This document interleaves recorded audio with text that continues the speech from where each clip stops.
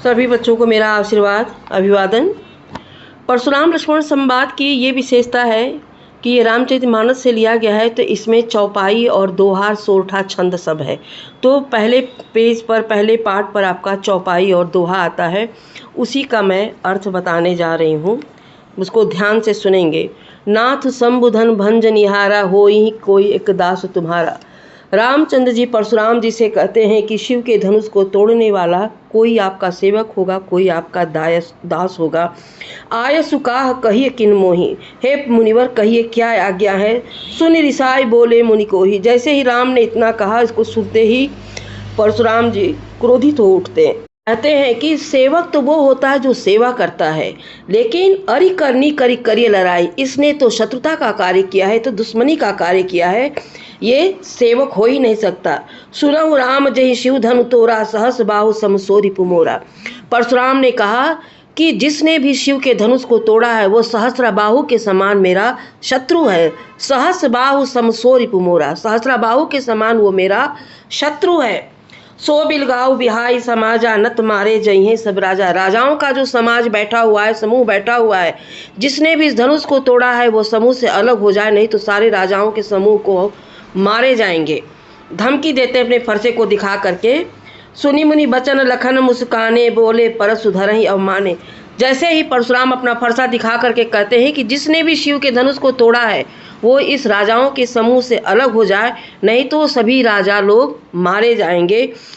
ये वचन सुन करके परशुराम को लक्ष्मण मुस्कुराते हैं।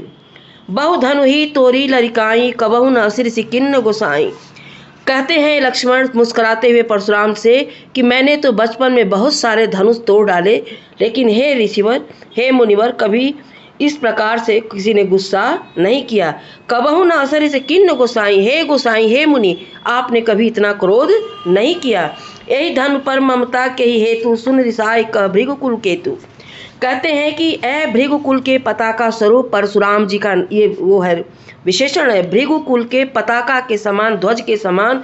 कहते हैं कि ए धनु पर ममता के हेतु लक्ष्मण परशुराम जी से प्रश्न करते हैं कि इस धनुष पर इतना विशेष प्रेम क्यों है। मैंने तो बचपन में बहुत सारे धनुष तोड़े, लेकिन कभी आपने इतना गुस्सा नहीं किया, इस धनुष पर इतना विशेष प्रेम क्यों है। सुन रिसाय, सुनते ही भृगुकुल के पताका स्वरूप यानी परशुराम जी रिसाय मतलब क्रोधित उठते हैं। इस पाठ की सबसे बड़ी विशेषता है ये अवधी भाषा में लिखा गया है, जो हमारे भोजपुरी के बहुत नज़दीक है, समझ में आने वाली। सूरदास का पद जो है वो ब्रज भाषा में है, ये अवधी भाषा में है। अब देखिए परशुराम जी क्रोधित होकर क्या कहते हैं। रे निप बालक काल बस बोलत तोहिन संभार। ऐ राजकुमार, तुम लगता है काल के बसीभूत हो गए हो, लगता है कि तुम्हारी मृत्यु नज़दीक आ गई है। तुम जबान संभाल कर नहीं बोलते, तुम ठीक प्रकार से नहीं बोलते। क्यों? धनु ही सम त्रिपुरारी धनु, विदित सकल संसार। तुम शिव के धनु को त्रिपुरारी धनु, शिव के धनुष की तुलना और धनुषों से करते हो। धनु ही सम त्रिपुरारी विदित सकल संसार, जिस शिव के धनुष को पूरा संसार जानता है, उस धनुष की तुलना तुम सामान्य धनुष से करते हो। लगता है कि तुम काल के वशीभूत हो गए हो, तुम्हारी मृत्यु निकट आ गई है। बच्चों, एक थोड़ी सी तुम्हें हम स्टोरी अलग से बता रहे हैं जो आपके बुक में नहीं होगा। बहु धनु ही तोरी लड़काई, कबहु न असर से किन्न गोसाई। इसमें एक छोटी सी कहानी मैं बता रही हूँ कि जो लक्ष्मण जी ने कहा है कि मैंने बचपन में तो बहुत सारे धनुष तोड़े हैं, कभी आपने गुस्सा नहीं किया। तो ये राजाओं को मार करके पूरे एक कमरे में सारे उनके धनुष को तोड़ दिया और उनके ज़मीन को भी दान कर दिया था। तो पृथ्वी ने कहा, लक्ष्मण शेषावतार है ना, शेषनाग पे कहते हैं कि पृथ्वी टिकी हुई है। तो लक्ष्मण ने पृथ्वी से कहा कि आप स्त्री बनिए और हम बालक बनते हैं, हम लोग मुनि के आश्रम में चलते हैं।